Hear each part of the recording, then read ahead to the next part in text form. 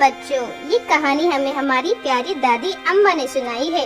دادی اماں اپنے کام سے فارغ ہوئیں، پھر ہمیں کہانی سنانے لگی۔ تو دادی اماں نے ہمیں کہانی کچھ اس طرح سنائی کہ بہت پہلے کی بات ہے، ایک جنگل میں بہت سارے جانور رہتے تھے، جس میں شیر بھی اپنے بچوں کے ساتھ مزے سے رہتا تھا۔ شیر اکثر اپنے بچوں کو سمجھاتا تھا کہ ہمیشہ گھر کے قریب ہی کھیلا کریں، کیونکہ سامنے کالے پہاڑوں میں ایک خوفناک بھیڑیا رہتا ہے جو شکار کے لیے بیٹھا رہتا ہے۔ سب بچوں نے شیر سے وعدہ کیا کہ وہ گھر سے دور نہیں کھیلیں گے۔ ایک دن جب شیر شکار پر گیا تو سب بچے مزے سے کھیلنے لگے۔ ایک بچے نے شیر کی بات نہ مانی اور بھاگتے بھاگتے گھر سے بہت دور آ گیا۔ جب اس نے اپنے آس پاس دیکھا تو وہ بہت گھبرا گیا۔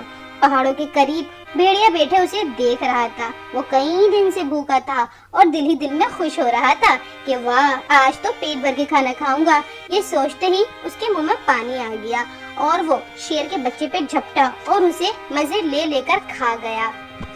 تو پیارے بچوں، اس کہانی سے ہمیں یہ سبق ملتا ہے کہ بچوں کو ہمیشہ اپنے بڑوں کی بات ماننی چاہیے۔